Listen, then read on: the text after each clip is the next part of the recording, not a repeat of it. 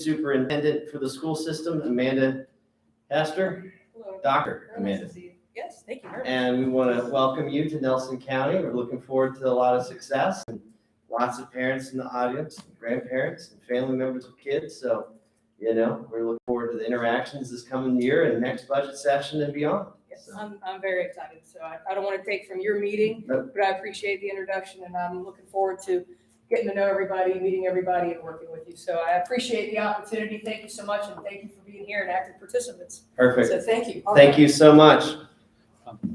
Yes, Mr. Reed. I just have one thing that doesn't apply to the doctor. We received a letter from Gordon Dalton, who works at Partridge Valley Elementary, that he was not here for the public hearing, but I just wanted to make sure that the letter that he sent to us is included in the record for the public hearing. Certainly. We'll just make sure we get that to Amanda. Okay, thank you. Or if she already has it. Okay, moving on to the continued discussion on SUP permit number 520. Dylan, Are we, let's just let Dylan let us know where we're at and what's going on. And then you can talk. no, I'm talking about that we set a hearing on the school budget. We don't vote on anything in regards to the school budget. We don't comment on the school budget? As, you know, as representatives of the people Have a seat, of Dylan. Nelson County. No. This doesn't make me laugh or be humorous in any sense of the way, but I'm a taxpayer too. And I'm a taxpayer, was a teacher for 40 years. And I have enormous respect for education, what it can do for a person, especially if it's kind of education that creates an environment where a person thinks for themselves. They can make decisions that are in their best interest, and when people make decisions in their best interest, it's in the best interest of everybody. Now, it's not easy to create such an environment where people, where students love to learn, where students have, because the teachers in the classroom is only one person, and there's 24 students out there. And who's more important, that one teacher, those 24 students? But that teacher, if inspired enough and loves the students enough, will work really hard at doing these things. Now, the last 20 years has been a disaster for public education, which I consider to be absolutely essential to me for my development and what I led, my life, public education. But what was imposed was this feeling that you could test the child. You could test the child, and then when obviously that had, somebody used the word unintended consequences, people, University of Virginia came in and said, we're gonna teach these teachers how to teach them the test. And I hold them much responsible. But also, the pressure that imposed upon the teachers and the students and the parents was not good. And it really made it very difficult for schools to really function. Then the pandemic came, and if any teacher knows that their motivation comes from their relationship with the students. When those students were no longer there, it became really difficult for the teacher. Now, I know, and I heard 20% increase or whatever in the amount of money that goes toward education seems unprecedented. But our nation has faced an unprecedented consequence. I've talked to people all over the country And they tell me third graders, they have third graders that don't know how to read. They have ninth graders that don't know how to write. We need to recognize its crisis. And we need to rise to the occasion and provide the resources that are necessary for the school. Now, the answer to the problem, of course, is not money. But it is the professionalism of the teachers.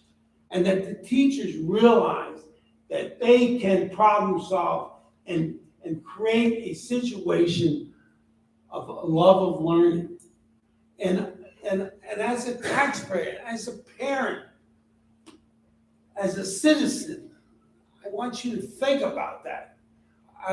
That at times it is necessary to pony up. Thank you. I feel better.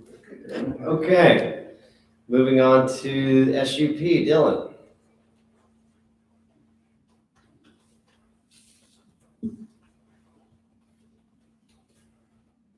I'll just do a brief overview. It's a request for special use permit for mobile home park. The property is zoned A1 agriculture.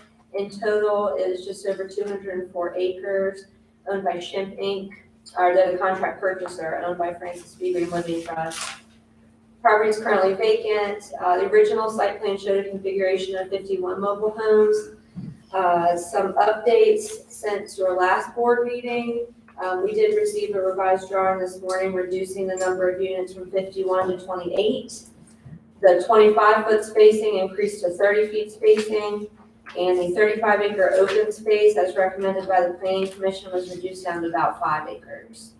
The entrance location south of the church was approved by VDOT prior to your April meeting. And the applicant does have an updated presentation if you'd like to see it, or if you have any questions for me at this time. Anybody have any questions for staff before we ask the applicant to approach? We do not take any questions from the audience. Thank you. All right, does the board have any questions for Dylan before Mr. Shep? Thank you, Mr. Shep.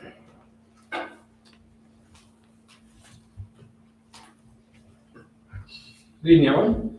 Justin Shimp, the contract purchaser for the property. Will be developing the mobile home park. My wife Olivia is here. She helps manage all the Nelson County property.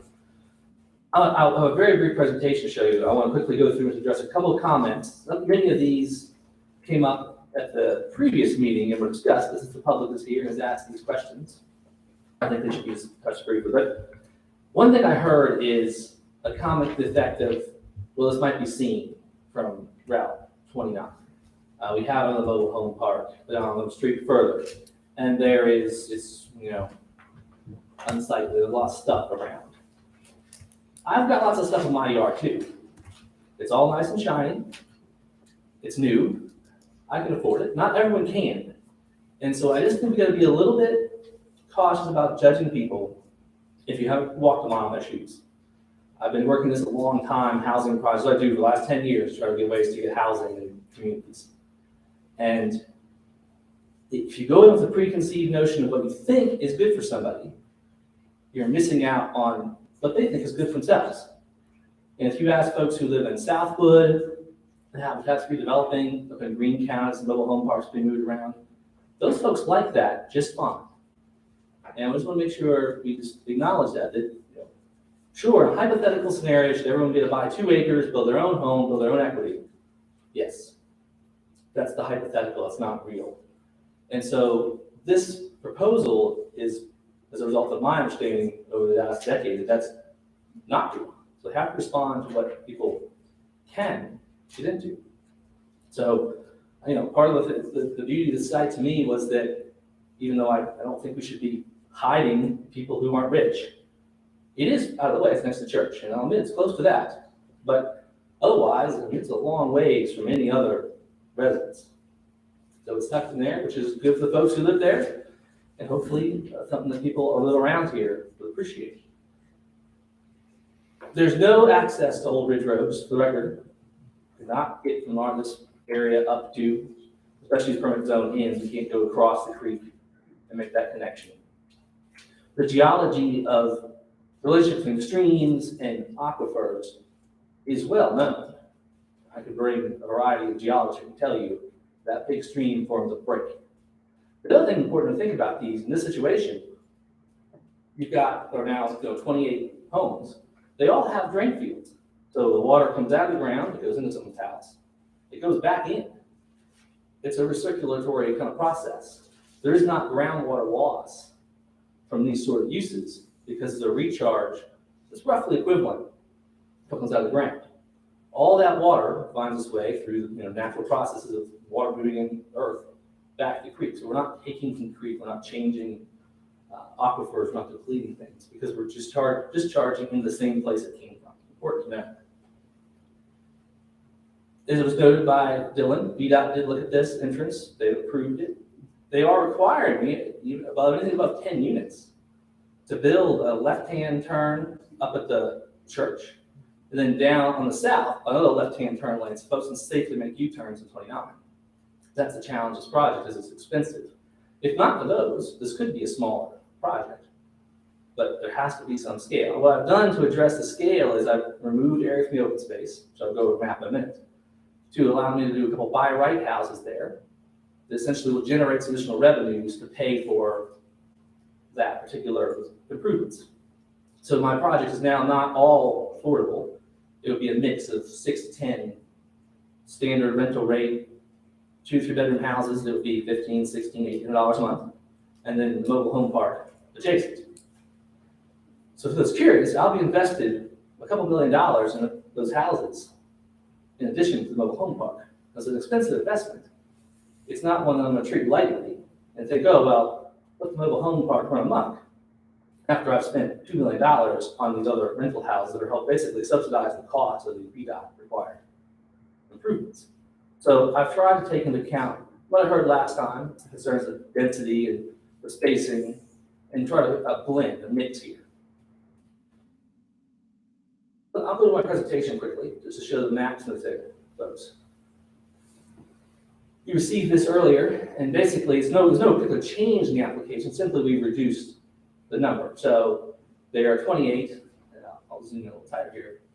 We'll provide a diagram showing the dimensions. So these do have, not to mention here, there's a 30-foot minimum spacing. The ones in the middle are more like 35, and now the lots are minimum 4,000, but 5,000, 6,000 square feet. So you've got 15 feet or so on the side of your house, and a 50 or 60 foot kind of backyard that you could fence in, the dog in, wherever you like it to be. Brought this up before, I'm just going to restate this, that the mobile home park, again, these lots are a size that's different than if you rent an apartment. Right? I also have apartments, and folks cannot have pets. They cannot have their own space for garden. They can't store a boat in a little shed. They don't have that luxury. The mobile home park provides the same cost of housing, but that additional benefit to the person who lives there. These also tend to foster a sense of community. It's a little neighborhood of folks who maybe are in a like state in the world, and they're there for each other. And that's an opportunity missed if we just helter-skelter 2-acre lots here and there with individual little homes. One of the things that has happened in the course of time, mobile homes were, as you can see in that bottom chart, 350,000 units shipped a year in 1997, and declining, drastically down to the 2012 range. Over the course of time, zoning ordinances and comprehensive plans have been amended to make this difficult to build, intentionally, because folks didn't want to see the mobile home park. But what that's done is it's forced people into traditional rentals where you got no other option but to pay this rent. I'll go to those numbers in a minute. What that's done is it's increased. This just shows in the numbers. We all know that of the top percentage, those people have accumulated more wealth. I've seen it myself. I've accumulated a bunch of values of apartments I bought. The people who rent there don't. They have zero equity out of that, no matter how long they stay there. As I outlined before, there's going to be some new folks here. I'm going to offer this as a resident investor community where individuals can, instead of having to pay a monthly rent, purchase in. This is a replacement for the traditional investor. How this normally works is I go out, I work on a project, and I say, hey, I need a couple $100,000 out of cash. An investor comes in, puts that up, and gets an 8% return. I want to cut that person out, let the folks who live in the community get that return. The mobile homes themselves do tend to depreciate. The land underneath a mobile home park does not. They sell for large profits. Those are a big item for investors these days to purchase. Because there's such a shortage of affordable housing, investors come in, buy them, raise the rents, and the people who benefit are the investors who own the park, not people in it. If you own a share in this park and 10 years goes by and the value goes up by 25 or 30%, and you want to move, you get to sell that share for that increase. And so you've made 25 or 30, whatever percentage is, on your initial investment, rather than just simply sunk it all in rent. This is a very important distinction. If you look at the folks with the census data for the folks in Nelson County, there are 2,500 households making $50,000 a year or less. An affordable rent for those folks, based on the government standard, 30% of their income, is $1,250 a month. If you search Craigslist, Zillow, apartments.com, there right now I found 3 rentals in the whole county. I've got a nice little house, a little apartment in downtown Livingston here, 1,000. Farmhouse, the old farmhouse, $1,350, and a house for $1,750. That's it. There are, according to census data, approximately 600 renters looking for housing in the $800 to $1,500 a month range. So when you have one of those houses and it gets converted into an Airbnb and you got to find a new one, you got 3 choices right there. So that is the problem, is that it's unsustained. You cannot afford to build traditional apartments here, so we have to be more creative in how we approach housing, and that's what I'm trying to do with this mobile home park. Here's the thing, a graph getting at really the important question that was brought up last time by Mr. Barton. Are the people who live here better off than they would have been otherwise? That's the real question. I can see that completely. If they're not, they should be denied. But I said earlier, if you rent, let's say 20 years of rent at $1,500 a month, base rent, you can spend $400,000 over that 20 years, including a 3% increase per year, which is pretty typical, and you have nothing. And you pay for a roof over your head. On the other hand, let's go to the far right. If you buy a $70,000 mobile home, that's a kind of cheap one, and you get a 20-year loan, and you pay that off, and you put your money into the share, you spend $145,000 in your house. And even if mobile home is worth 0, at the end of the day, you still saved $250,000. And that's an amount of money that's very significant to folks in that range. That's why I feel very strongly after studying all the options that this is one that can get people in, they build some equity for themselves, and they save themselves some money. And they have their own place that they can decorate as they want. They can have a pet. These are all very valuable things that people who live there will benefit from. Talked about this earlier, but as a reminder, we look back at that 50,000 income. There's four jobs I pulled off the county website. And we had a discussion, of course, about can you get more money to raise these wages? Well, it's hard. But if we don't provide housing that fits that budget, those folks are going to be housing challenge constrained. In closing, this mobile home, in my opinion, is a way to give people some options that are better for them. That's the important thing here. A well-managed park, people can invest in. It's not going to go downhill. It's people who live there are invested in it. The park does offer a sense of community to people. And lastly, I like to think that Nelson County is a welcoming sort of place that looks at folks who don't have the credit to buy a traditional house, that don't have the family land to inherit to put their own house on, and says, hey, we can welcome you in. I think back, last thing I'll say, I think back to my youth a bit, because there's some folks here who are out discussing their dislike of this, who I grew up with. And it reminds me of my parents took in 2 students, my dad's, when I was growing up. And they had drug problems, they were trouble in school. My dad was at Amherst then, not Nelson. And it wasn't just a matter of welcoming your community, it was into our house, into my room. I shared rooms with these guys. And my parents did that to help get them on a path. And when I see housing, what I see is when people say, oh, well, we don't want to see that. that's turning a blind eye to those folks. To me, we need to find solutions where they can be in our community, be happy, be healthy, and live their lives with benefits them. That is why I propose this. I hope the board finds it the small scale, something that is reasonable. If there were other options that didn't involve taxpayer subsidies and things of that nature, I would go down that road, but this is the way that you can do it without that. So, happy to answer your questions. I would also just note that it's late in the evening.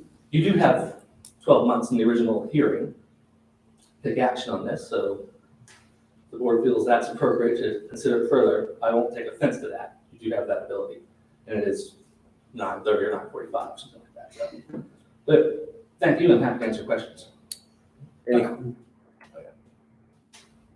Last week when you were here, before we interrupted. No, what you had to say, I mean, it doesn't change a lot. What I was saying before, and I appreciate your efforts to think about it, and I certainly willing to, look at it. Maybe you could adjust it some more and make it acceptable to the people in there, but I'm not at this point willing to say, yes, no. all right, what is any other questions for the applicant? Mr. Parr, Mr. Reed? You mentioned you were going to have some single-family housing by right. Can you elaborate on that? Oh, sure.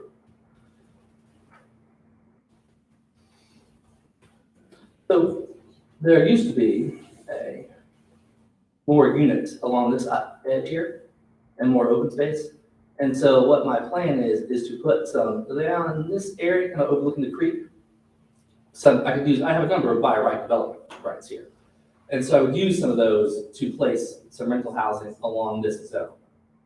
Essentially, the bank has agreed to fund that and split the monies needed for the 29 work between this project and that project. So it would be, again, probably small, not necessarily different, larger than a mobile home, not much, but, a stick built, a more expensive rental, basically. Any other questions for the applicant at this moment? Thank you, Justin. All right, so at this time, we have opportunity for discussion, whatever the pleasure of the board is. If there's any further questions for the applicant or staff, this is the time to ask that. What is the pleasure of the board?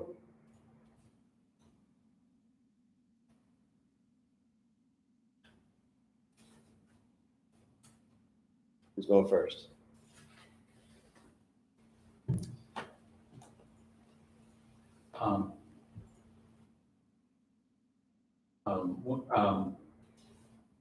First of all, thank you for the presentation, the amended proposal that you've got for us. There's two things that come to mind. Neither of which are really, critiques of the project. The first is that now the project is considerably different, and we don't have the benefit of either input from Mr. Harvey, who's not absent, or from the Planning Commission on the new on the amended proposal. Those two things may or may not be significant, but it's kind of hard to know. So, so it puts us in a position to where I feel like we would, because I've discussed this project with Mr. Harvey, and I believe that he has some, something to contribute to the discussion, but we're not able to benefit from that tonight. So those are just part of the situation we're operating in. Okay. Chair. Mr. Parr? So my comments would be the same whether we have full board in attendance or not. Because first of all, I want to thank the public, not just the ones here, but all the ones who've been emailing and calling. We always, whenever someone mentioned NIMBY earlier, we always get NIMBY comments on any kind of project like this. Everybody who lives next door is going to come out and have a comment most of the time against something. But I have been shocked at the number of comments I've gotten from well outside the backyard of this project. And I do commend Mr. Shemp for the adjustments that he has made to the plan based on those concerns, because most of them were the density and all of that. So that is a step in the right direction. But my concern is that we have, as of 12:30 today or 11:30 this morning, a really different project than we had yesterday. And truly what I'm seeing is an idea for a project, but not a complete idea with the area by the creek and the single family dwellings for rental units. And I don't think, personally, I'm not in the position to, number one, vote on that tonight. Absolutely not. I mean, it's just, there's no way I could do that. But I don't think that we as supervisors, two of you served on the planning commission. I don't feel I have that expertise, that background. I rely on them for information like that. And I feel that you, I don't know how it works, Dylan, but I feel like this project needs to be reevaluated by the planning commission.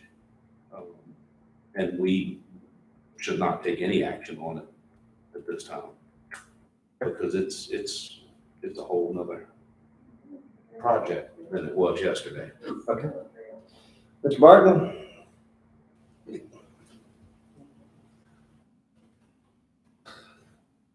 I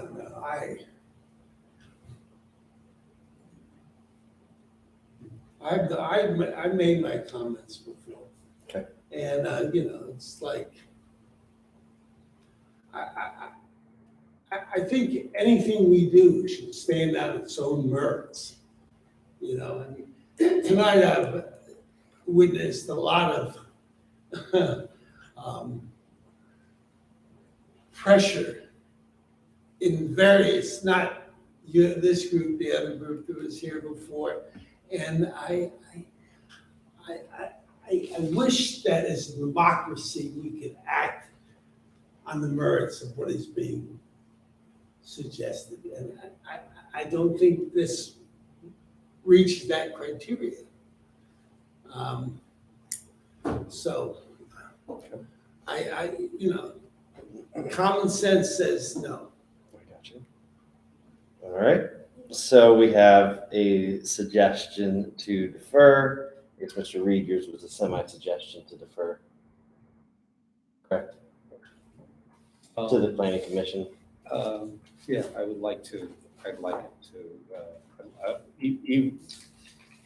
if Mr. Harvey were here this evening, I might feel differently. Sure. But because he's not, I think that's a good thing. And I do want to state, it is always difficult to have an even board, especially when it comes to making decisions like this that can have discussion. So I can agree with that. I do cater along with Mr. Reed and Mr. Parr and deferring this back to the planning commission and seeing if the applicant, if there's any other adjustments, whatever that might be. I would suggest that he confers with staff and whoever else, and then we bring it back from there. Dylan, do you want to speak to that process for the board before any action is made? Yes, so as Mr. Shemp mentioned earlier, the board has 12 months to make a decision from the initial application. The board can send it back to the planning commission. Ordinance requires that just at least one public hearing be held at each planning commission and the board. So if you're wanting another public hearing, you would need to make a motion to send this application back to the planning commission with or without another public hearing. I mean, With a public hearing? there would be one no matter what, because there's always public comments. So this would be all said in one. Okay. If that is the action the board wishes to make, can we get a motion to that effect? So move. All right, we have a motion echoing what Ms. Dillon Bishop has said, back to the planning commission with public hearings. Do we have a second?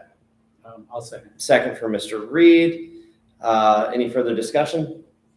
Hearing none, let's do a roll call vote. Mr. Barton, Stay.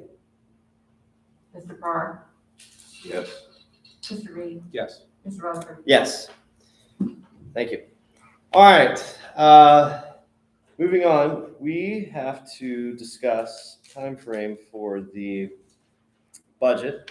Also, Mr. Reed and I would like to give an update post our administrative search with the happenings this week. You all have been polled by one of our staffers one-on-one for the, if you could pull up your calendars. May was it 18th, right? 18th. How does 4 p.m. sound?